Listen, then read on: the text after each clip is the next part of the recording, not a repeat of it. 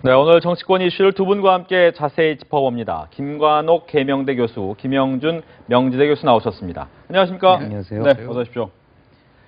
네, 6.13 지방선거 공식 선거운동이 시작된 후 첫 번째 주말을 맞이했습니다. 먼저 관련 영상 보시고 집중 토론 시작하겠습니다.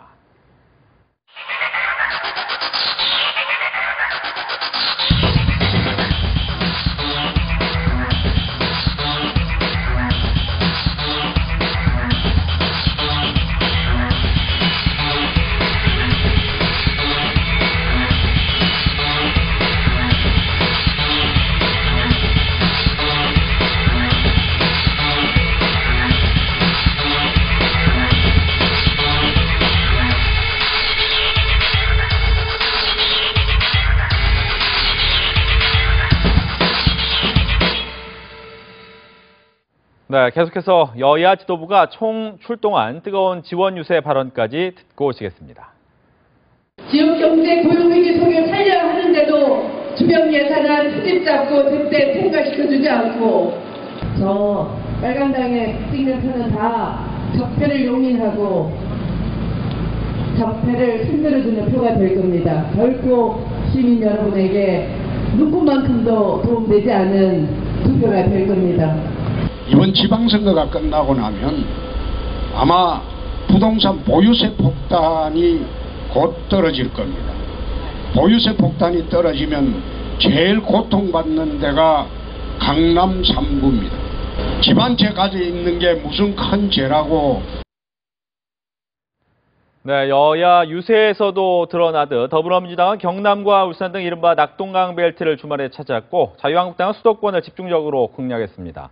여야 전략 지역에서 펼쳐진 표심 공략을 어떻게 평가하시는지 먼저 김교환 교수님께서 얘기를 먼저 해주시죠. 김교환 교수님. 예, 여당은 이기고자 하는 지역 PK죠. 그러니까 과거에는 지금의 야당이 석권했던 지역인데 여기서 한번 이겨보겠다.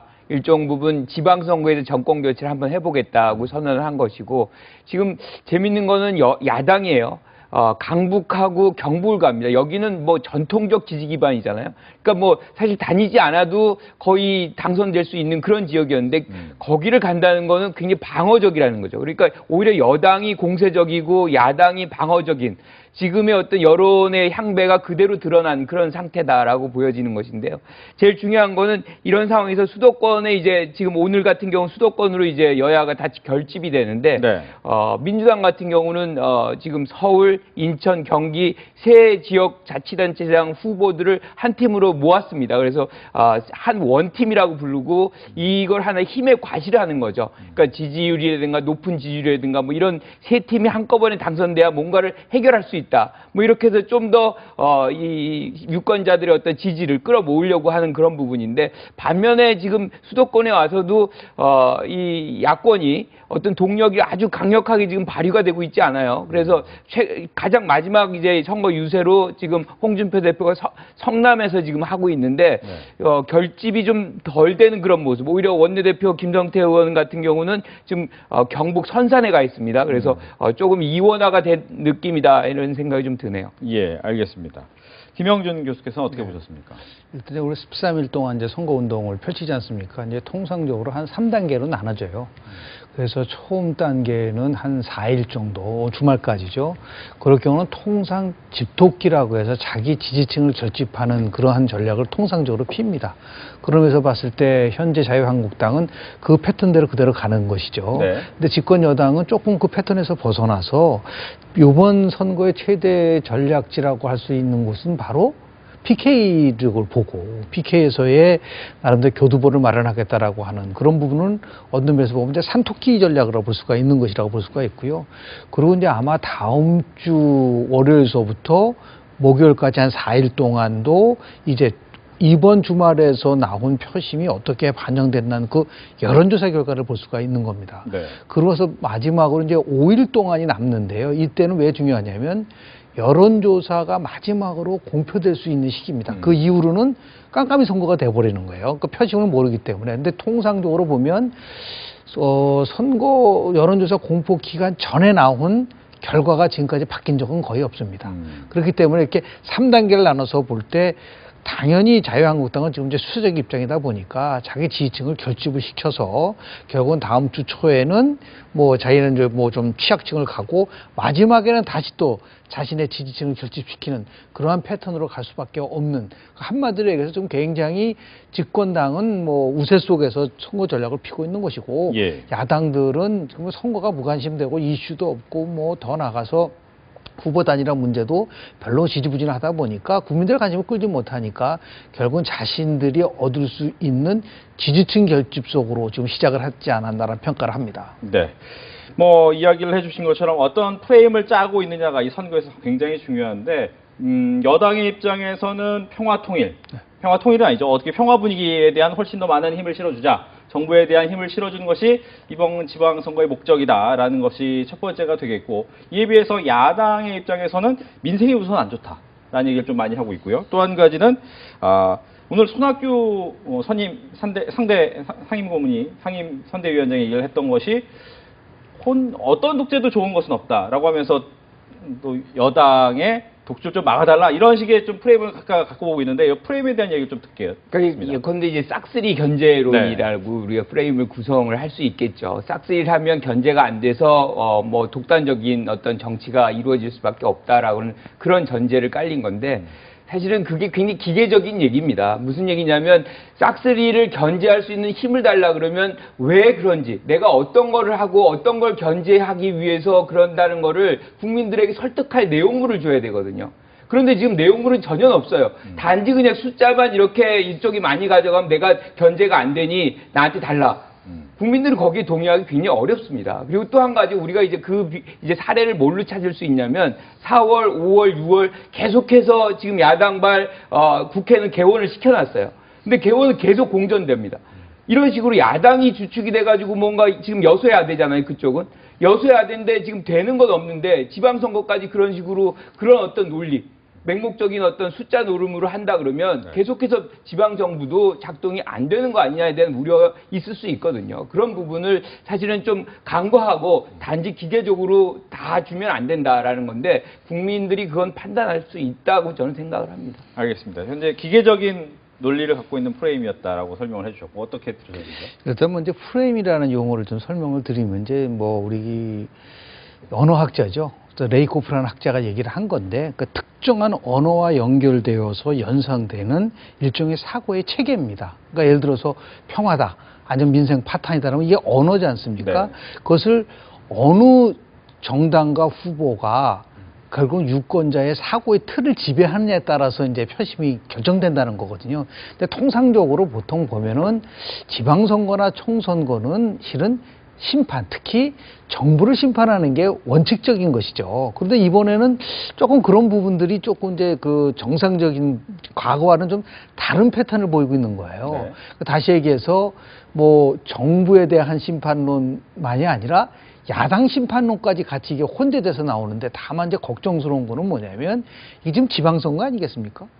그 무엇을 위한 지방선거고 왜 지방선거를 하냐면 지방의 일구를 뽑고 지방의 발전을 위해서 하는 것인데, 너무 지나치게 중앙정치 이슈가 지금 지방선거를 완전히 장악을 하고 있는 것이죠. 그러니까 지난 4년 동안 지방정부를 잘했느냐 못했느냐 가지고 평가를 해야 되는데 그런 것이 아니라 문재인 정부가 잘했느냐 못했느냐 가지고 이제 평가를 하는 식으로 이렇게 바뀌어버리면 엄밀하게 따지면 지방선거가 갖고 있는 본질적인 그러한 기능이 많이 나름대로 우리가 평가를 해보면 좀 축소된 거는 사실인 것이죠. 근데 표를 얻으려고 하는 입장에서 봤을 때는 당연히 집권 여당은 대통령 국정운영 지지도도 높고, 그리고 이제 한반도 평화체제라고 하는 이러한 이슈를 선점을 하면서 결국은 대통령 후광 효과를 극대화하려고 하는 전략을 지금 여당은 가져가는 것이고, 야당은 이제 전통적으로 결국은 민생이 파탄이 됐고 그 평화라는 것은 결국 지켜봐야 된다. 우리가 더욱더 중요한 것은 먹고 사는 문제에 대해서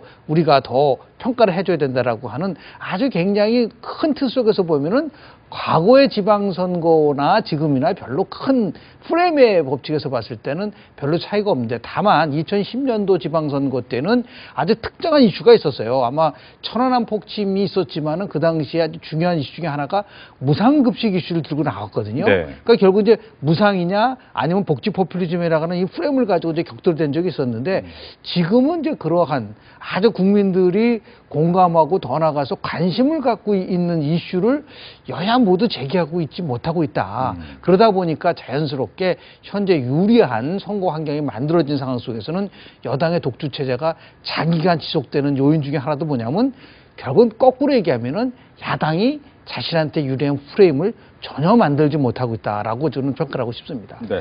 그 지방선거가 사실 어떻게 보면 지방에 대한 어떤 자치단체장을 뽑는 어떤 그 의미도 있지만 지금 말씀하신 대로 시기적으로 본다면 정부의 중간평가적인 성격은 분명히 있습니다. 왜냐하면 지거나 이기게 되면 동력을 더 받게 되거나 잃게 되거나 이런 장면이 나오기 때문에 그런 건데 저는 그 측면도 지금 혼재돼 있다. 즉, 그 측면도 분명히 있습니다. 1년 반이라는 어떤 1년 반은 좀 넘어왔죠. 딱 1년 됐는데, 그거 외에도 어떻게 보면 2014년의 결과를 본다면 9대9 정도 됐단 말이에요.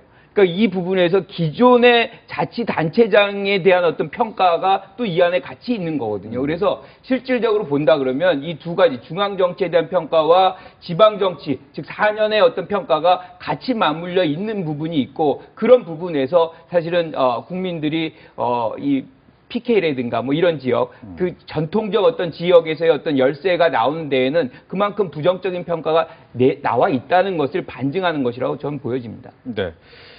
이 와중에 이제 홍준표 대표 같은 경우 그동안 여러 가지 이제 이야기를 통해서 각을 세우는 모습을 보였는데 뭐 일단 가장 대표적인 게 아까 잠깐 얘기를 하셨지만 여론조사 부분에 대해서 굉장히 크게 이야기를 했단 말이죠. 이 여론조사 이야기는 어떻게 보셨는지 왜냐 매번 선거 때마다 여론조사 얘기 나오긴 합니다만. 네네. 네. 일단은 여론조사라는 거는 이제 현재의 시냅사진에 이제 불과하다는 말씀을 드리는데 여론조사를 정확하게 이해하려면은 이 추이를 봐야 됩니다. 그러니까 예를 들어서 언제나든 이렇게 왔다 갔다 할 수 있는 부분들이 있는데요.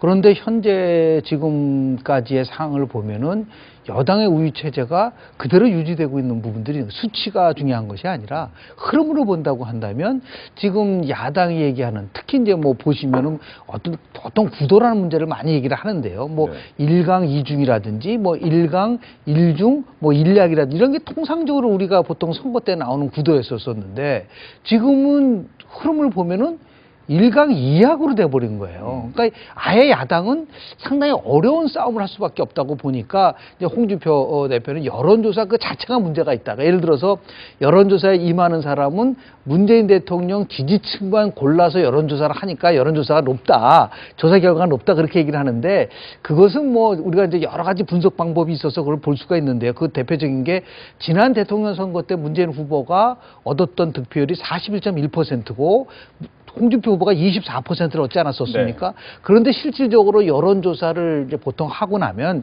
물어봅니다. 지난 대통령 선거 때는 누굴 찍었습니까? 물어보면 이제 홍준표 대표의 입장에서 봤을 때는 그럼 41%가 나와야 되는데 왜 훨씬 많이 나오느냐 이렇게 하니까 그 여론조사 잘못됐다고 얘기를 하지만 통상적으로 대통령 선거 끝나고 조사를 하면 자기가 비록 문재인 후보를 찍지 않았어도 네. 승자한테 찍었다라고 하는 그런 성향들 보통 보이거든요. 그래서 이게 일방적으로 무조건 여론조사가 잘못됐다라고 얘기한다는 것은 뭐 이제 그 관점의 차이겠으나 보편적으로 보면은 분명한 것은 큰 흐름 속에서 여당이 아직까지 우위 체제를 가져가고 있는 부분들도 있고 중요한 것은 저는 이러한 흐름보다도 네. 샤이 보수층들이 과연 얼마만큼 존재하고 있느냐라는 부분이거든요. 실제로 보면요. 지난 대통령 선거 끝나고 나서 방송 3사가 추구조사를 했어요. 그렇죠. 추구조사를 했을 때 의외의 결과였었는데요. 2년 조사를 하니까 진보 27%, 보수 27%, 그리고 중도가 38%. 여전히 보수가 27%와 진보와 결국은 우위가 결국 기울어지지 않았단 말이에요. 그러니까 1년 전에 그러한 그 분위기가 과연 확 바뀌었을까라는 부분들 속에서 우리가 관심을 갖는다고 한다면 상당히 많은 샤이 보수층들 분명히 존재하고 있고 이 사람들이 투표장으로 가느냐 안 하느냐 이 사람들이 여론조사에 참여하느냐 안 하느냐라는 것은 결국은 실질적으로 최종적 결과와 상당히 밀접한 연관이 있다라는 말씀을 좀 드리고 싶습니다. 알겠습니다.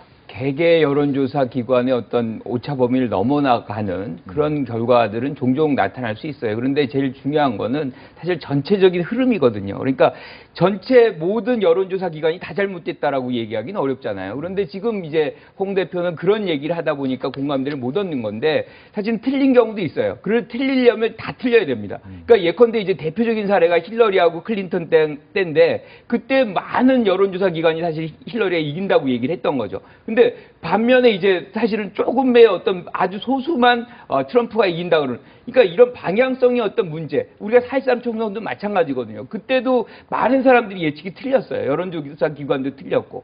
근데 결국 틀리는 부분도 같이 틀려야만 그것이 잘못된 부분이 드러나는 것인데 지금 이 상황에서는 사실은 전반적으로 같은 어떤 결과물들이 나와 있는 거고 그게 흐름이 어떤 변동이 들쑥날쑥하는 그런 상황이 아니거든요. 그래서 어떤 큰 변화가 있었다 그러면은 그거 자체를 이제 우리가 홍 대표의 어떤 말을 조금 더 신빙성을 얻을 수 있겠지만 그렇지 않는 이런 상황에서는 본인 또는 뭐 자유한국당의 불리하게 나오니까 그냥 이 자체를 거부하는구나 뭐 이런 식으로 받아들여지게 되는 것이고 오히려 홍 대표의 그런 주장이 국민적 공감대를 잃는 오히려 선거에는 도움이 안 되는 그런 주장일 수가 있거든요. 이번에 저는 흥미롭게 보는 게 저는 선거를 연구하는 연구자 입장에서 봤을 때 이번에 과연 누구를 심판할 것이냐.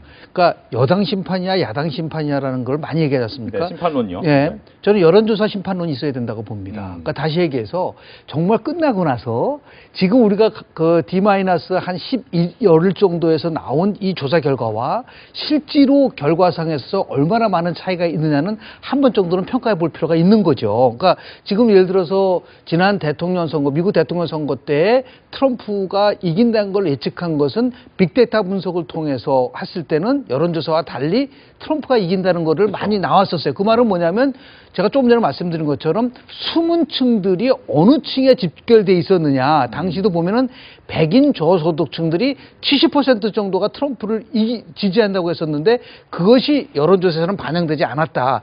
이것을 아마 지금 홍준표 대표는 그걸 굳게 믿고 있는 것 같아요. 그러니까 예를 들어서 샤이 보수층이 분명히 존재하고 있고 이 사람들이 투표장으로 분명히 갈 것이고 그러면 지금처럼 이렇게 엄청난 차이는 아닐 것이다라고 하는 본인 나름대로 이제 확신이겠는데 실제로 이제 선거 끝나고 나서 보면은 우리 여론조사가 지금 조금 전에 김 교수님 말씀하신 것처럼 모든 조사 기관이 틀릴 수는 없는 거지 아니겠습니까? 흐름 속에서는 분명히 있지만 최근의 상황을 보면 역시 여론조사를 할 때 주저하고 참여를 하지 않는 계층은 분명히 존재한다는 거를 여론조사 기관 전문가들 통해서도 우리는 그 소식을 접하고 있거든요. 그러면서 봤을 때 흥미로운 나름대로 심판론이 새로운 심판론을 한번 제기해보고 싶은 마음이 저는 있습니다. 네. 이 와중에 이제 홍준표 대표 같은 경우에는 내일부터는 유세에 나서지 않기로 했다. 이렇게 얘기를 했어요. 이게 어떤 전략으로 봐야 될까요? 그러니까 홍준표 대표는 일종의 이제 공중전, 뭐 SNS 쓴다거나 또는 뭐 전략을 짠다거나 뭐 이런 식으로 TV에 나온다거나 뭐 이런 식의 어떤 역할을 하는 것이고 후보들이 이제 지역 민심을 이제 다독이는 일종의 지상전 역할을 한다. 근데 그게 왜 이런 전략이 나왔는지에 대해서 조금 우리가 이제 생각을 좀 해볼 필요가 있다고 봐요. 최근에 이제 홍 대표가 많은 이 지역 유세에 이제 참여를 합니다. 그런데 이제 후보자들이 홍 대표가 오는 경우에 오히려 나타나지 않는 경우가 발생을 해요.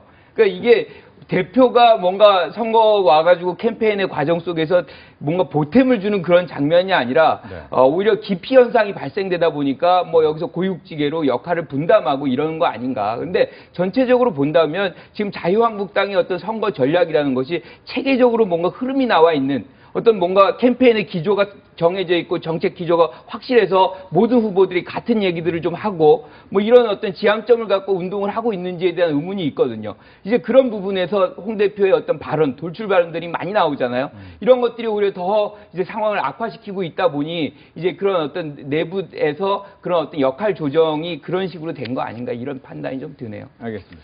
실질적으로 중앙선거관리위원회가 지난 5월 15일부터 16일까지 전국 성인 남녀 1,500명을 상대로 여론조사를 했어요. 유권자 의식 조사거든요. 그러니까 뭐 95% 신뢰 수준에서 플러스 마이너스 2.5%라는 걸 말씀을 좀 드리고요. 과연 유권자들이 후보를 찍을 때 뭘 가지고 찍느냐라고 보통 보면 우리가 통상적으로 보면 인물이 50%, 그리고 이슈가 30%고 정당을 20% 정도로 봅니다. 근데 실제 똑같은 부분이 나왔어요. 아까 저 얘기한 부분에서 보면 인물을 보고 찍겠다는 게 37.6%, 그리고 정책이 28.2, 소수 정당이 19.9%란 말이에요. 근데 지금 이제 홍준표 대표가 전면에 나서게 되면 정당 대 정당 선거로 된다는 거예요. 근데 실은 정당 지지도를 보면은 완전히 기울어져 있고, 그렇죠. 그리고 더 나아가서 문재인 대통령 대 홍준표 대표의 이러한 대리전이다. 그러면 그거는 또 결체적으로 분리할 수밖에 없는 것이죠. 대통령 지지도가 높으니까. 그래서 결국은 이번 선거에서 자유한국당이 이길 수 있는 유일한 선거 전략이라는 것은 이것을 이제는 지역 인물 경쟁 구도로 바꿀 수밖에 없다. 그러니까 지역 인물 구도로 바꾸려고 한다면 결국 공중전, 다시 얘기해서 당 대표가 빠지고 이제는 모든 것은 뭐 서울 같으면 김문수, 뭐 경기도 같으면은 남경필, 이런 식으로 인물 중심으로 가져갈 수밖에 없게끔 돼 있는 것이죠. 그런 면에서 봤을 때는 뭐 나쁜 전략은 아니라고 보는 것이고요. 다만 이제 끝나고 나서 결과가 어떻게 나오느냐에 따라서 이제 결국 이제 뭐 지도체제에 대한 평가 부분도 나오지 않겠습니까? 그렇죠. 이것이 또 하나의 상당히 논쟁거리가 될 수도 있을 거라고 봐요. 그러니까 당 대표가 결국은 적극적으로 선거 운동을 안 한 게 아니라 오히려 디스카운트 효과가 있기 때문에 우리가 패배했다는 문제가 나오게 되고, 또 송 대표 입장에서 봤을 때는 당신들이 요구하지 않았기 때문에 내가 안 하지 않았느냐라고 하는 이러한 논쟁거리가 있다고 하지만, 중요한 것은 역시 유권자들이 보는 것은 이러한 무슨 뭐 네거티브니 아니면은 뭐 중앙당의 대리전 이런 것을 넘어서서 후보가 갖고 있는 정책과 비전과 공약을 보고 투표를 하려고 한다고 한다면 결국은 인물 투표로 가는 것이 가장 확실한 것이고, 인물 중에서도 공약과 비전을 보고 투표하는 그런 식으로 방향을 전환하는 것은 뭐 큰 틀 속에서 보면은 정책 선거를 만들 수 있는 틀도 어느 정도 이제는 우리가 좀 고민해야 될 부분이 아닌가라는 생각을 합니다. 예. 또 하나 이번 선거를 준비하면서 많이 안 보이는 내용 중에 하나가 뭐 선거연대 아니면 후보 단일화, 이런 부분이 이야기는 잠깐 나오지만 실행되는 경우가 그렇게 많이 안 보여요. 왜 그럴까요? 그러니까 지금 여러 가지 요인이 있겠지만 이제 제일 중요한 거는 1위하고 격차가 그렇게 크지 않다는 겁니다. 그러니까 2, 3위가 합쳐서 뭔가 시너지 효과가 나와서 이길 수 있는 그런 정도의 어떤 비등성이 존재한다면 그 유혹이 굉장히 강력하죠. 그런데 이제 그거 자체가 격차가 크니까 합쳐서 거기보다 추월할 수 있는 그런 여지가 크지 않다 보니까 그다음부터는 그 동력도 크게 발생 안 하고, 또 한 가지가 뭐냐면 누가 예컨대 후보자가 되느냐에 대한 부분도 그렇죠. 대표? 굉장히 논란이 많이 돼요. 예컨대 이제 서울시를 한번 얘기를 하면 김문수 후보와 안철수 후보, 김문수 후보가 된다 그러면 안철수 후보, 바른민주당은 사실상 선거 대표 후보가 사라지는 거예요. 그러니까 선거의 구심점이 없어지는 거죠. 전체를 끌고 갈 수 있는 힘이 없어집니다. 두 번째로 이제 예컨대 김문수 대표가 사퇴를 하고 이제 안철수 후보가 나간다. 그러면은 이제 제1야당이 거의 아마 유일할 거예요, 역사적으로. 제1야당이 서울시장 후보를 못 내는 장면. 뭐 이런 것들이 하나 있고요. 또 한 가지가 이제 뭐 전반적으로 이 선거는 중충적인 선거잖아요. 그러니까 국회의원처럼 한 명만 그냥 뭐 이렇게 단일화하면 되는 것이 아니라 그 아래 이제 의원들도 굉장히 많기 때문에 시너지 효과도 그렇게 크지 않겠다. 그래서 여러 가지 요인들이 지금 뭔가 단일화를 어렵게 하는 요인으로 작동되는데 가장 큰 거는 지지율의 격차입니다. 알겠습니다. 저는 지지율 격차라는 부분보다는요, 가장 큰 거는 명분이 뭐냐라는 거죠. 그러니까 다시 얘기해서 97년도 김대중, 김종필 두 후보가 후보 단일해서 DJP 연대를 만들었을 때, 야, 우리 수평적 정권 교체를 한번 해보자. 이거 진짜 국민들에게 아주 엄청난 명분이었어요. 근데 실제로 보면 유신을 지지하는 세력과 유신을 반대하는 세력이 결합했는데도 불구하고 정권 교체라고 하는 워낙 큰 그 대형 이슈에 대해서 국민들이 공감을 했단 말이에요. 이번에도 아마 그 6월 12일 날 있는 북미 정상회담이 만약에요, 이게 처음에 트럼프가 얘기한 것처럼 철회가 돼가지고 굉장히 안보 혼란이 왔었으면 저는 연대했을 가능성이 굉장히 크다고 봅니다. 그러니까 안보라는 것을 고리로 해서 연대를 할 텐데 지금은 무슨 명분이 있나요? 그러니까 그런 것도 아니잖아요. 그러니까 그런 틀 속에서 더구나 조금 전에 김 교수님 말씀하신 것처럼 시너지 효과도 거의 없다는 얘기는 일강이약이 되다 보니까 어떤 형태든 간에 지금 목표가 달라진 거예요. 왜냐하면 누가 2등을 해서 결국 선거 후에 보수 재편이 왔을 때 주도권을 누가 주느냐라는 문제를 갖고 오는 것으로 실질적으로 자신이 추진하는 전략에서 바뀌어버린 거라는 거죠. 그러니까 더욱더 이거는 이제 야권 후보 단일화를 어렵게 할 수 있는 방법 수밖에 없는 것은 이제 정착된 거죠. 네. 그러면서 봤을 때 결국은 지금은 제가 볼 때는 당당하게 국민들의 심판을 받고 과연 어느 정당이 더 많은 지지를 얻었느냐는 것보다도 지난 2017년 대통령 선거 때 서울 지역에서요. 당시에 2등은 안철수 후보가 했지 않습니까? 결국은 3등, 4등도 결국은 유승민, 심상정 후보가 있고 가장 표가 낮았던 저 후보가 홍준표 후보였었어요. 그래서 아마도 25% 정도를 훨씬 넘는 득표를 과연 안철수 후보가 할 수 있느냐. 또 반대로 결국은 조금 전에 말씀드린 것처럼 보수가 갖고 있는 기본적인 득표가 한 25% 내지 30% 정도 된다고 한다면 지난 대통령 선거 때 홍준표 후보가 24%를 얻었기 때문에 이런 선상에서 누가 더 보수의 주도권을 지냐 싸움으로 이 선거의 양상이 바뀌어버렸어요. 그러다 보니까 단일화라는 것이 명분도 없고 그리고 더 나아가서 효과도 없기 때문에 굉장히 어려운 국면으로 결국은 돌입할 수밖에 없다라는 말씀을 그리고 드리겠습니다. 또 한 가지 좀 추가를 시키고 싶은 거는요. 네. 지금 사실 야당에다가 이 국민들이 관심이 모아지는 영역은 지방선거 이후입니다. 이후에 정계 개편이 야권발 정계 개편 가능성이 매우 높아지는데 그거에 대한 관심이 오히려 큰 것이지 여기서 그러니까 그 이후에 누가 더 잘못했느냐, 누가 좀 더 잘했느냐, 부심점을 누가 갖게 되느냐의 그런 부분이 둘의 어떤 경쟁을 더 치열하게 만들기 때문에 서로 양보할 수 있는 여지가 점점 더 줄어든다고 보여지는 거죠. 알겠습니다. 이번 선거에서 뭐 자신의 집토끼를 찾는 부분이 참 많긴 하지만 제가 생각했을 때는 이 호남 지역을 놓고도 굉장히 많습니다. 뭐 민주당은 당연하겠고요. 여기 바른미래당, 민평당, 또 정의당까지도 여기서 어떻게 또 많은 표심을 얻을까에 대한 고민을 하고 있는데 호남 지역 표심을 좀 어떻게 예상을 하시는지 먼저 좀 예상을 좀 해주시겠습니까? 지난 2016년도의 총선에서 국민의당이 실은 돌풍을 일으켰었습니다. 그렇죠. 그런데 흥미로운 것은 2017년도 대통령 선거 때요. 당시에 문재인 후보가 호남 지역에서요. 얻은 득표가 평균 한 60% 정도 됩니다. 그리고 국민의당에 예를 들어서 안철수 후보가 얻은 게 30%밖에 안 돼요. 2배 정도 차이가 났단 말이에요. 그러니까 결국 2017년 대선을 끝나고 나서 결국 누가 결국 호남을 대표하느냐라고 보면 지금도 정당 지지도를 보면은 압도적으로 더불어민주당이 민주평화당보다 높게 나옵니다. 그러다 보니까 결국 이제 민평당의 입장에서 볼 때는 여하튼 간에 자신들이 호남의 적통이다. 그러니까 모든 것을 그냥 호남에다 지금 집중을 하고 있는 부분들이 있는데요. 결국은 PK 지역에서 지금 자유한국당과 더불어민주당이 아주 치열하게 결국은 경쟁을 하고 있고요. 그리고 또 뭐 선전하는 부분들이 이제 민주당에서 나오고 있고, 그리고 더불어민주당이 만약에 호남과 영남 모두를 다 석권한다고 한다면 이거는 뭐 엄청난 사건인 거예요. 대한민국에서 정말 지역주의가 이게 와야 되는 그러한 하나의 큰 모멘텀을 만들 수 있는, 전환을 만들 수 있는 부분들이 있는다고 보는데요. 뭐 결국 이제 호남의 유권자들의 표심이 어떤 식으로 가느냐라는 부분들이 나올 수밖에 없는 건데, 아마 민평당은 기대한 만큼의란 그런 그 결과를 가져오려고 한다면 왜 민평당이 호남을 결국은 자신의 최고의 그런 가치로 삼고, 특히 이제 많이 얘기하는 것이 이 남북 평화에 대한 부분이 나오면 김대중 대통령이 갖고 있는 이 남북 그 평화에 대한 것을 자신들이 적통이다라고 하는 것을 가지고 이제 더불어민주당과 이제 경쟁할 수밖에 없는 부분인데요. 그만큼 이제 민주평화당과 더불어민주당 속에서 이제 호남의 민심이 이제 고민을 할 거라고 저는 보는데요. 결과를 좀 두고 봐야 될 거라고 저는 봅니다. 알겠습니다.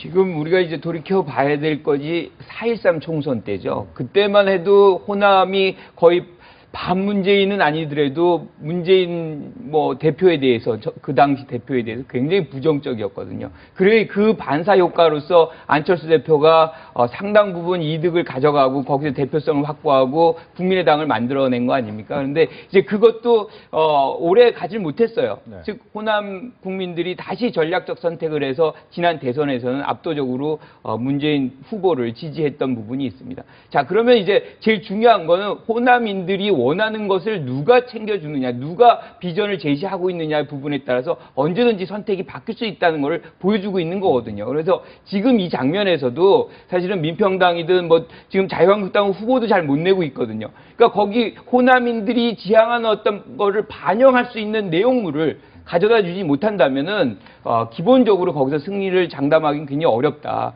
그래서 요번에 만약에 이 민주당이 승리를 한다고 해도 실질적으로 호남인들이 원하는 것들을 진짜로 반영을 못한다 그러면 그것도 오래 갈 수 없거든요. 그래서 호남인들의 어떤 전략적인 선택, 이것은 계속해서 반복된다는 것을 생각하고 좀 겸허하게 받아들이면서 선거에 임해야 되겠다, 이런 생각이 좀 듭니다. 바른미래당과 자유한국당의 선거 끝나고 나서 보수 재편이 어떻게 될 것이냐 관심이 많지 않습니까? 네. 저는 거꾸로 평화당과 더불어민주당이 끝나고 나서의 재편도 관심 있게 봐야 된다고 봅니다. 그러니까 호남의 민심이 압도적으로 더불어민주당을 지지하게 되면은 저는 민주평화당도 결국 민심을 수용을 해서 더불어민주당과 통합이 돼야 된다고 봐요. 왜냐하면 그렇게 해야지 이번 재보궐선거 끝나고 나서의 결과와 더불어서 안정적으로 과반수 이상의 의석을 갖고 그리고 국정 운영을 하라고 하는 그러한 그 민심의 결과다라고 얘기할 수 있는 부분들이 있기 때문에 이것을 대한민국에서 가장 정치적 학습을 많이 한 우리 호남에 있는 유권자분들이 과연 선택을 어떻게 할 거라는 걸 두고 봐야 되겠지만은 결국은 선거 끝나고 나면은 진보든 보수든 네. 여든 야든 재편을 할 수밖에 없는 그런 구도로 갈 거라고 저는 봅니다. 알겠습니다. 여야 선거 경쟁 속에서 상대를 헐뜯는 일이 많이 나오죠. 네거티브 공방도 계속해서 가열되고 있는데 여기에 대한 이야기 확인해 보시고 오겠습니다. 제가 이것은 명확하게 책임을 묻고 이것도 반칙 그다음에 범죄 행위에 대해서는 상응한 대가가 따른다. 이번에는 분명하게 제가 정리하고 넘어가겠습니다. 1차는 김영환이죠. 그리고 이렇게 만든 김부선 씨한테도 책임을 묻겠습니다. 알겠습니다. 이재명 후보께서는 이 욕설을 왜 과연 이재명 후보의 말씀이 다 맞다고 하더라도 왜 형수님께 욕을 했는지에 대해서는 설명이 없고요. 그리고 형수님한테 사과를 해야죠. 네, 들으신 것처럼 이번 지방선거에서 가장 극심한 네거티브 공방이 벌어지는 곳이 경기도지사 선거입니다. 욕설 파일 공개, 또 여배우 스캔들의 의혹 논란이 일고 있는 상황인데 어떻게 보셨는지요? 네. 어쨌든 이걸 얘기하기 전에 이건 진짜 국민에 대한 도리는 아닌 것 같아요. 그러니까 모든 부분을 이 네거티브로서 이 선거를 치르겠다는 이런 것은 뭔가 정책이 어떤 거라는 거를 알려주지 않는 거나 마찬가지거든요. 일종의 깜깜이 선거를 하자는 건데 굉장히 부정적인 사례 중에 하나입니다. 일단은 이재명 시장 후보의 얘기를 들으면 지금 욕설 파문 같은 경우는 결국에는 사과를 했다고 하잖아요. 그러니까 그 장면이 이미 다 나왔던 거이고 이게 대부분이 2014년 성남시장 선거 때 이미 다 나왔던 얘기들이에요. 그래서 다시 이게 나오는 얘기들이라는 거는 그만큼 야권 후보들이 이 얘기를 갖고서 뭔가 이득을 취할 게 없나 이런 것에 이제 몰입하는 것 같은데 저는 그 효과는 그렇게 크지 않을 수 있다. 오히려 다른 영역, 그러니까 진짜로 이거를 네거티브가 아니라 검증이라고 얘기를 하려고 그러면 성남시정의 4년 전 내용에 대해서 뭔가가 잘못됐는지 그 얘기를 한다 그러면 훨씬 더 경기도민들이 수긍을 하고 설득을 당할 수 있는 그런 얘기인데 네. 이게 4년 전에 했던 얘기를 다시 얘기하는 거는 저는 설득력이 오히려 더 떨어진다라고 얘기하고요. 또 한 가지는 지금 여배우 스캔들 얘기는 이미 이제 본인이 사과를 했다는 거잖아요. 그런데 이걸 계속해서 야당 후보가 얘기하는 거는 좀 적절치 않다. 이런 생각이 좀 드네요. 네. 진짜 우리 시청자분들을 위해서 도대체 네거티브라는 게 뭐냐. 근데 정확한 표현을 하면요. 파지티브 선거 전략은 희망을 심어주는 거고 네거티브 전략은 두려움을 주는 겁니다. 그러니까 저 후보가 됐을 때 어떤 일이 벌어질 것에 대한 두려움을 주는 건데 엄밀하게 따지면 비방이 네거티브는 아닌 거예요. 그러니까 결국 뭐냐면 정확한 사실에 입각해서 검증하는 것은 절대로 네거티브가 될 수가 없습니다. 그런 도덕성 검증이라는 것을 가져갈 수가 있는 것이죠. 그러니까 예를 들어서 욕설 파문이라는 것에 대한 부분들이 나오는데요. 욕설에 대한 부분은 그건 팩트예요. 그 팩트를 가지고 도덕성 검증을 하겠다라는 것은 만든 거죠. 그런데 이것은 무조건 다 비방이니까 안 된다. 그리고 이전에 나왔으니까 이번에는 그걸 해서는 안 된다고 한다면 97년도, 2002년도에 이회창 총재가 당시에 나왔을 때 병역 비리 문제와 관련돼서 끊임없이 야당이 공격을 했었습니다.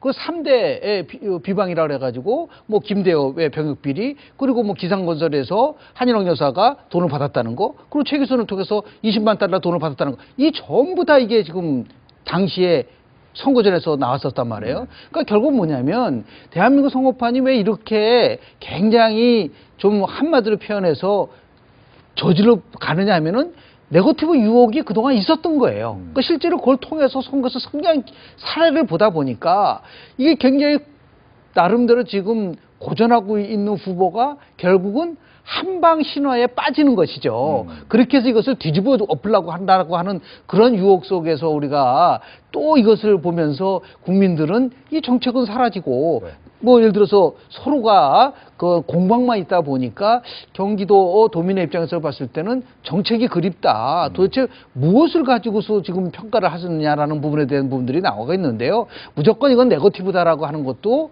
그거는 저는 뭐 잘못된 것이고, 예. 그리고 무조건 이거는 검증이다라고 얘기하는 것들도 결국 양비론 쪽으로 얘기할 수밖에 없는 것이지만, 이제는 이제 국민들, 특히 이제 경기도 국민들한테 알 만큼 다 알 거라고 봅니다. 결국은 지금 이 상황 속에서는 앞으로 이걸 가지고서 끝까지 선거를 가지고 간다면은 제가 볼 때는 경기도민에 대한 예의는 아닌 것 같고요. 이제는 정말 누가 왜, 우리 가장 나쁜 부분은 뭐냐면요. 선거를 할 때요. 저 상품이 나쁘니까 내 상품을 사라는 것보다는 내 상품이 좋으니까 나를 하라. 그런 식으로 빨리 전환을 시키는 것이 바람직하다고 저는 봅니다. 예. 뭐 저도 그래서 이와 관련된 건 하나만 더 질문하겠습니다. 근데 제주지사에 대해서 보니까 물론 선거 때마다 고소고발이 많은데 벌써 8건이나 나왔다고 하더라고요. 꽤 많이 나왔네요. 굉장히 많이 나왔더라고요. 저도 이제 보면서 이렇게까지 고소고발이 많을 이유가 있나. 그런데 그만큼 이제 초접전 상태다라는 거죠. 이게 오차 범위를 등락을 왔다 갔다 하더라고요. 그런데 이제 결정적 계기가 폭행 사건이 있었잖아요. 네. 원희룡 이제 전 지사죠. 네. 그리고 이제 딸의 어떤 SNS에 올린 거, 그 상황에서 오차 범위가 벗어나는 그런 장면들이 나오면서 여기 변화가 발생됐는데, 그런 것들이 오히려 더 민감하게 이런 네거티브라든가 뭐 타 후보에 대한 어떤 약점, 이런 것들을 좀 집중적으로 이제 공략하게 하는 그런 요인으로 작동을 한 것 같은데요. 제주도민들 뭐 아까 말씀하신 대로 사실은 이런 장면들이 계속 벌어진다 그러면 네.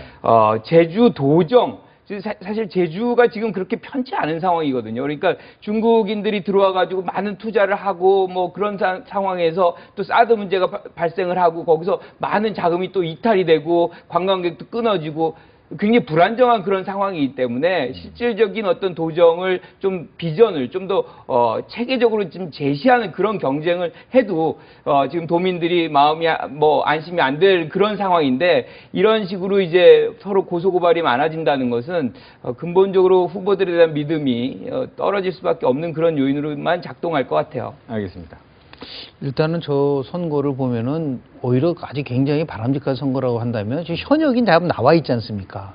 그러면 저러한 도덕성에 대한 부분들은 충분히 공방이 있었고, 지난 4년 동안 예를 들어서 원희룡 지사가 했었던 정책 중에서 제주의 예를 들어서 경제 문제라든지요, 아니면 일자리 문제라든지 등등 아주 굉장히 정책적 사항을 가지고 첨예하게 공방을 하고 경쟁을 해도 충분한 그 분위기는 되는 거거든요. 그래서 어떻게 하면은 뭐 사드 문제가 나왔기 때문에 제주도 경제가 어렵다고 한다면, 그럼 뭐 외부적인 거에 의해서 모든 것이 좌지우지 된다면 당신의 능력은 뭡니까? 라고 아주 굉장히 정책적 사항을 가지고서 서로가 공방을 할 수 있는 부분들이 있는 거거든요. 그런데 너무 저렇게 항상 지금도 경기도지사 선거나 지금 제주도지사 선거에서 네거티브가 모든 선거를 지배를 한다고 한다면, 저는 선거가 끝나고 나서도요, 제가 모두에 말씀을 드렸지만은 도대체 무엇을 위한 지방선거고 누구를 위한 지방선거가 지방자치의 발전을 위하고 지방 분권을 강화하고 국토 균형 발전을 위한 이러한 아주 지방선거의 본질에 대한 얘기들에 대해서도 우리 후보자들이 좀 각성을 하고, 그리고 도민에 대한 예의를 좀 지켰으면 좋겠다는 생각을 합니다. 알겠습니다. 이제 최대 격전지 서울시장 레이스도 짚어보겠습니다. 특히 3파전 후보들의 부동산 공약이 극과 극을 달리고 있는데, 새 후보의 정책 발언 먼저 듣고 오시겠습니다. 어떤 지역 격차가 심각해진 것은 사실입니다. 그게 일종의 기울어진 운동장인데, 그래서 제가 이번에 공약으로 지역 격차를 좀 더 확고히 해소하겠다. 서울 시민에게 내 집 지을 기회와 자유를 돌려드리겠습니다. 시에서 책임지고 그 지역 특성에 맞는 계획을 세우고, 그리고 또한 그 지역 주민들의 동의를 얻어서 진행하는 그런 방식입니다. 네, 뭐 재건축 관련된 여러 가지 이야기가 있겠지만 오늘 낮에 있었던 사고가 있었습니다. 용산구 한강로에 4층짜리 건물이 무너져 내린 사고를 아마 보셨을 텐데 이 건물이 무너진 사고 현장에 3명의 시장 후보가 모두 갔습니다. 거기 가서 했던 얘기가 이 박원순 시장 후보 같은 경우에 위험 건물은 구청이 좀 직접 챙겨야 된다라고 이야기를 했는 반면 김문수 후보, 안철수 후보는 그동안에 박원순표 도시재생이 조금은 잘못된 것 아니냐, 특히 재건축에 대해서 허가가 많이 나오지 않았던 것 역시가 이런 문제를 일으킨 것 아니냐라고 각을 세웠던 것 같습니다. 여기에 대한 이야기를 듣습니다. 먼저 지금 이렇게 뭐 갑자기 우리가 들었는데 네. 다행히 한 분만 이제 경미하게 좀 다치고 나머지 지금 아직 확인을 하고 있다 그러지만 뭐 인명이 지금 어떻게 잘못된 부분들은 없는 것 같아요. 그래서 매우 다행스럽게 생각하는데 저는 용산에서 4층짜리 건물이 내려앉았다고 얘기를 들으면서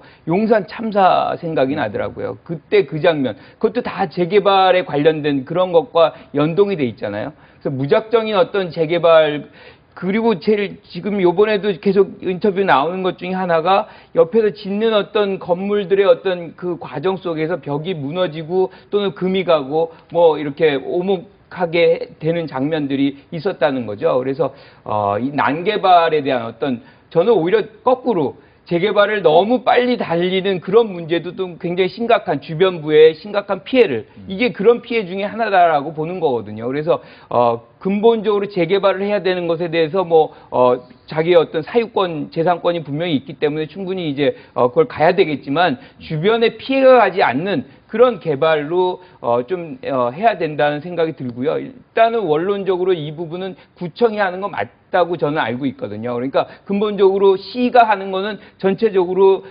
계획에 대한 부분이고 그런 부분에서 이제 허가를 내주는 거지만 관리 감독에 대한 부분은 구청이 하는 것으로 알고 있습니다. 네. 지금 이제 그런 재개발 문제를 넘어서서 지금 국민들이 지난 세월호 참사 이후에 안전에 관련된 부분들을 굉장히 많이 지적하고 있지 않습니까?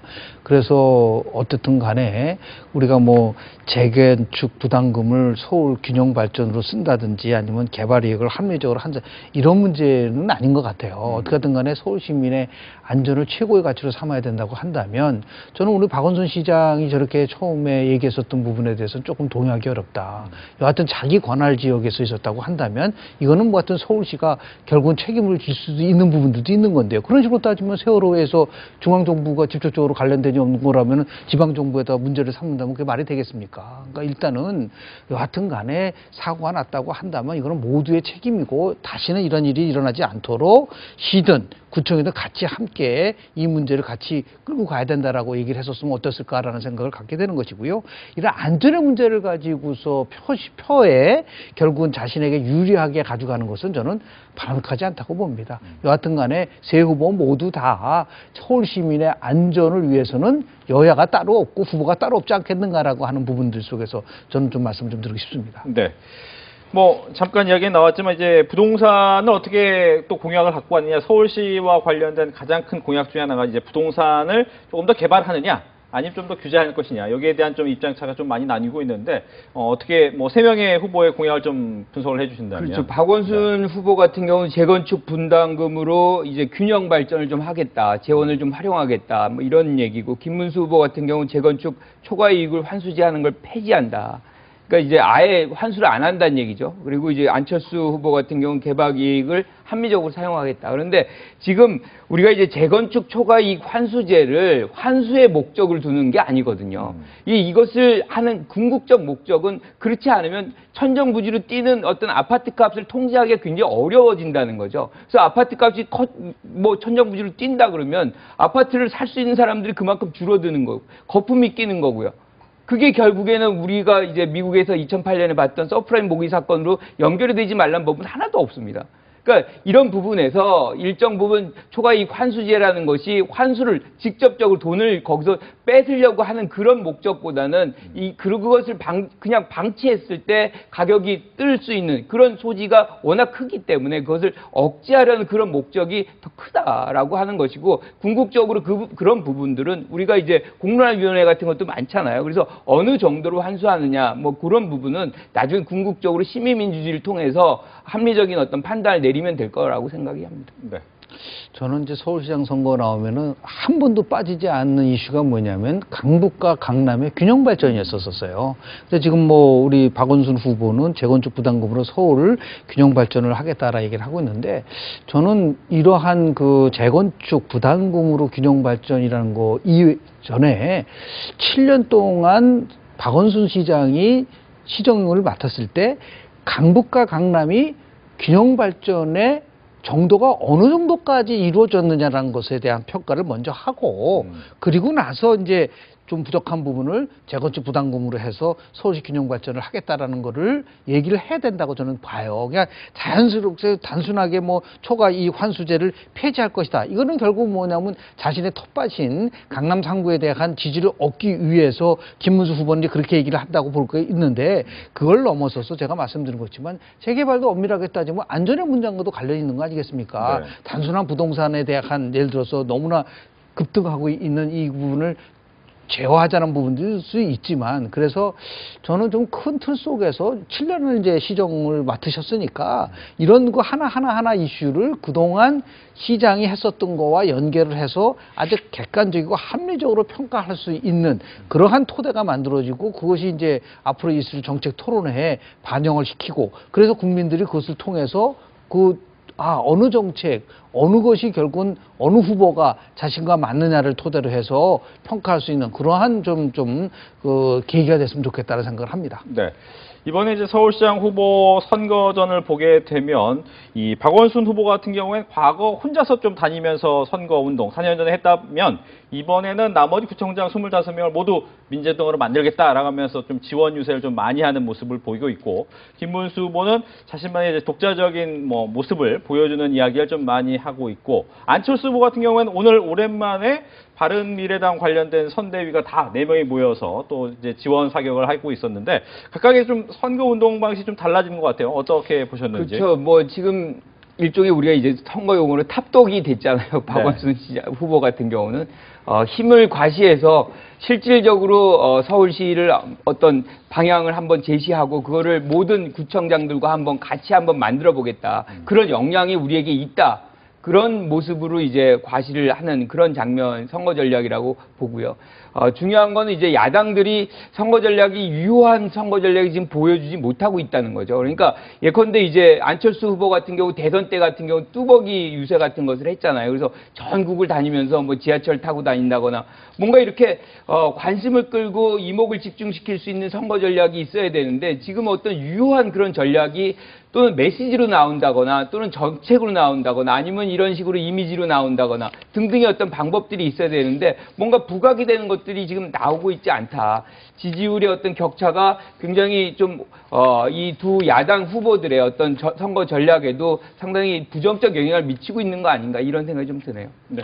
왜냐하면 지금 이번에는 뭐 어떤 지역구는 7장의 투표 그리고 어떤 지역은 8장의 투표 용지가 있지 않습니까? 그럼 유권자들이 어떻게 투표를 하나 이렇게 보면은 상당히 너무나 많기 때문에 일자 투표를 하는 경우가 많아요. 그러니까 광역단체장, 기초단체장, 광역을 이렇게 일일이 쭉 해서 투표를 한단 말이죠. 그러니까 자연스럽게 그 중심이 뭐냐면 서울 같은 경우는 서울시장이 중심이 되면 거기에 25개 기초단체장도 거기에 맞춰서 투표를 하게 된다. 그러니까 2014년도 지방선거 끝나고 나서 중앙선관위의 의뢰를 받아서 한국선거학회하고 한국사회학데이터센터가 선거구 조사를 했어요. 그래서 유권자한테 물어보니까 광역단체장 같은 걸 포함해서 후보에 대한 정보가 충분했느냐고 보면은 국민 2명 중에 1명 정도가 충분하지 않았다고 얘기를 했어요. 네. 그럼 왜 충분하지 않았냐 물어보면은 너무 지금 선거가 많다라고 얘기를 하니까 이것을 어느 정도 극복할 수 있는 원팀 전략을 통해서 일자 투표를 통하는 것이 훨씬 더 지금 우위에 있는 여당한테 유리하다라는 판단을 하니까 저렇게 뭐 서울시장 후보, 구청장 후보들이 같이 함께 선거운동을 하고 더 나가서 수도권, 미세먼지 같은 경우는 수도권 서울만이 아니니까 인천, 경기까지 함께 묶어가지고 하는 원팀에 대한 전략을 피는 거 이것이 최고의 선거 전략이 될 수 있다는 판단 속에서 저렇게 같이 움직이는 그런 모습을 좀 보이고 있는 것 같습니다. 네. 뭐 초반에 잠깐 얘기 나왔지만 그러면 2위와 3위 즉 2위 자리를 놓고 싸우고 있는 2명의 후보가 있습니다. 김문수, 안철수 두 후보가 단일화를 과연 남은 기간 동안 할 수 있을 것이냐 뭐 조금은 부정적인 얘기가 앞서 많았기 때문에 어떻게 예상을 하시는지요? 그러니까 8일까지 한다 그러면 사퇴짜리가 이제 붙게 되는 거예요. 네. 그런데 이제 그것도 지나가게 되면 사퇴도 없어요. 그러니까 가서 다 그냥 찍을 알아서 수 찍어야 있는, 되죠. 알아서 네. 찍어야 되는 장면인데 지금 뭐 우리가 계속 논의한 대로 그 가능성은 저는 매우 낮다고 봅니다. 그러니까 양보할 수 있는 여지가 서로에게 없어요. 그러니까 지금의 이 장면은 서로에게 물러날 길이 하나도 없는 그런 장면에서 서로에게 양보를 요구하는 그런 장면이거든요. 그러니까 안철수 후보 같은 경우에 지금 후보를 사퇴하고 나한테 표를 달라, 나를 지지해달라. 김문수 대표 후보가 그렇게 얘기한다 그러면 그렇게 할 수 있겠어요? 당 자체가 무너져 버리는데. 그러니까 그건 거의 불가능한 선택이 되는 거고, 안철수 후보 같은 경우. 김문수 후보도 마찬가지죠. 지금 여러 당들을 이제 여러 지역을 거쳐서 대구까지 내려가고 경기에 지사까지 하고, 그런데 이 과정에 막판에 와가지고 안철수 대표에게 후보를 양보하고 내려앉는다.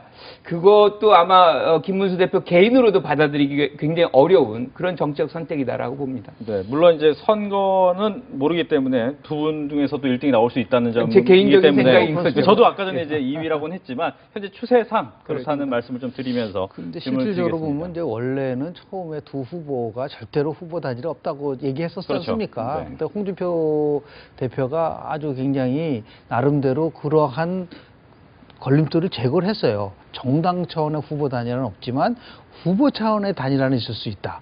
그리고 지금 자유한국당의 그 홍문표 사무총장 같은 경우는 2, 3일 전에도 언제도 가능하다고 얘기를 하고 있는데요. 지금 정치공학적인 후보 단일화든지 인위적인 후보 단일화는 없다라는 얘기를 그 손학규 지금 뭐 선대위원장도 하고 있는데 결국은 이것은요 정치의 문제인 거예요. 그러니까 지금 안철수 후보 같은 경우는 유권자들이 결국은 후보 단일화를 만들어줄 것이다. 그거는 참 어떻게 보면은 큰 틀 속에서 보면은 좀 순진한 생각인 것이죠. 그러니까 정치적 담판을 통해서 여하튼 간에 이것을 끌어내야지. 그렇지 않고 뭐 시간이 흐르고 나서 결국은 단일화가 이루어지지 않을까. 결국 뭐 서로에게 양보하라. 이런 식의 그 단일화는 지금까지 저는 본 적이 없고 정말 절박한 심정에서 어떻게 하든 간에 이것을 간철시키겠다라고 하는 의지를 과연 갖고 있는가라고 봤을 때 저는 두 후보가 모두 다 그런 의지가 이렇게 강한 것 같지는 않다라는 말씀을 좀 드리고 싶습니다. 왜냐하면 네. 김문수 후보 같은 경우는 자기가 비록 지더라도 안철수 후보를 누르고 2등이 된다고 한다면 선거 후에 보수 재편에서 목소리를 낼 수 있다는 생각을 하게 되는 것이고 또 안철수 후보 입장에서 봤을 때는 비록 지더라도 물론 이거는 뭐 가정적인 거지만요. 1등 할 수 있죠. 안철수 후보는 2등을 하고 만약에 서울시에서 광역의회 비례대표 정당 득표에서 바른미래당이 자유한국당보다 많이 나오면 얼마든지 자신이 그 선거 이후에 이러한 전국 주도권 특히 이제 재편 주도권을 잡을 수 있다는 생각을 서로 갖고 있기 때문에 상당히 서로의 나름대로의 그러한 목표에 따라서 움직인다고 본다고 한다면 저는 단일화가 좀 어려울 수도 있다는 말씀을 좀 드리고 싶습니다. 알겠습니다. 트럼프 미국 대통령이 지방선거 전날인 오는 12일 북미 정상회담 개최를 공식화했죠. 이와 관련해서 여야의 온도차가 벌어질 수밖에 없는데 이번 선거의 가장 큰 이슈죠. 그렇죠. 이제 사실 이 북미 정상회담의 효과는 다른 어떤 것보다 지방선거의 어떤 다른 이슈가 사실상 부각이 안 돼도 모든 걸 흡수했다는 것. 그게 이제 가장 큰 영향이라고 보는데 그 결과가 뭐 직접적으로 국민들의 선택에 영향을 주진 않을 겁니다. 왜냐하면 이미 이제 많은 과정 속에서 국민들은 이제 선택을 하고 있고요. 최소 한 2, 3일 전까지는 거의 선택을 한다는 것이기 때문에 그 전날 북미 정상회담의 결과가 어떻게 나오느냐가 그날 그 다음날 어떤 선택을 좌지우지하지는 않을 것 같아요. 그런다는 차원에서 본다 그러면 전체적으로는 영향이 크지만 그 당일날 이제 지방선거에 집중적인 영향을 미치지는 않을 것이다. 그런데 이미 과정에서 많이 노출이 됐고 그 영향은 이미 우리가 받고 있다라고 보는 건데 근본적으로 우리 한국 국민들이 그 구분점은 할 수 있다고 저는 생각을 합니다. 무슨 얘기냐면 북미 정상회담을 통해서 우리가 비핵화를 해야 되는 것에 대한 당위성 굉장히 중요하다는 것을 다 인식하고 있지만 또 자신들의 어떤 지역에서의 어떤 이 대표 지자체 단체장들이 누가 돼야 되는지 누굴 뽑아야 되는지 이것을 구분하고 여기에 대해서 더 적절한 사람을 뽑는다는 어떤 그런 능력은 충분히 갖고 있다고 생각을 합니다. 알겠습니다. 많은 국민들이 6월 13일보다 오히려 6월 12일 날이 어떤 일이 벌어질 것인가에 대한 관심을 갖고 있어서 참 기자들도 그날이 더 바쁠지 모르겠다라는 생각도 많이 합니다. 참 안타깝습니다. 우리 선거에서 보면은 쟁점을 분류할 때 두 가지 유형으로 나눕니다. 하나는 합의 쟁점이 있고 하나는 대립 쟁점이 있어요. 합의 쟁점은 모든 후보들이 딱 동의하는 거죠. 그러니까 남북 정상회담 같이 한반도 평화 체제를 이룩한다는 거는 그거는 합의 쟁점이 돼야 되는 거예요. 근데 대립 쟁점은 첨예하게 서로 의견을 달리하면서 국민들의 지지를 받는 건데 지금 자유한국당은 이런 남북 문제와 한반도 평화 체제를 합의 쟁점으로 끌고 갔어야 되는데 대립 쟁점으로 끌고 간 거예요. 그런 면에서 보면 전략적으로 실수를 했다. 그러니까 남북 정상회담 문제에 대해서 인정을 하고 오히려 민생 문제, 경제 문제에 관련돼서 대립 쟁점으로 가져갔으면 국민들 관심 가질 텐데 다만 이제 두 가지 면에서 보면 저는 이렇게 해서 6월 10일에 또 관심이 있다고 한다면 지난 2014년도 지방선거보다 과연 투표율이 높아질까. 그런 좀 두려움보다도 이게 좀 어떤 면에서 보면 아쉬운 점이 있어요. 다만 지금 선거에 대한 관심이 높다라고 하는 조사 결과는 나오지만 과연 그럴까라고 하는 부분들이 있는 거거든요. 그러니까 투표율이 너무 낮게 되면은 많은 면에서 보면은 무관심 속에서 특히 후보도 모르고 이슈도 모르고 그러나 투표를 한다? 이거는 오히려 선거의 질을 떨어뜨리는 거예요. 그런 면에서 봤을 때 우리가 조금 더 너무 지나치게 남북 정상회담에 대한 중요성을 우리가 인정을 하지만 그와 못지않게 6월 13일 날 지방선거가 대한민국의 지방자치와 그리고 분권을 강화하기 위해서 풀뿌리 민주주의와 독립민주주의가 이루어져야지 성숙한 민주로 갈 수 있다는 부분들 속에서 많은 우리가 좀 더 토론도 있어야 되고 그리고 더 나아가서 앞으로 어떻게 하면은 더욱더 특히 우리 개헌 문제 나오면서 얼마나 많은 얘기가 나왔었어요. 세 가지를 얘기하지 않았습니까? 대통령 권한을 축소시키고 그리고 기본권을 확대시키고 지방 분권을 강화한다고 그렇게 얘기를 해놓고 당장 선거가 오니까 전혀 무슨 뭐 선거에 대한 관심은 없고 남북 정상회담 쪽만 관심을 갖는다고 한다면 이러한 이중적인 거로 봐서는 지방 분권이 저는 굉장히 유연할 수 있다는 말씀을 좀 드리고 싶습니다. 네. 뭐 잠깐 이야기를 해주셨지만 이번 선거에서 많은 관심이 떨어지는 것 중에 하나가 TV 토론의 실종도 없지 않아 있습니다. TV 토론이 왜 안 될까요?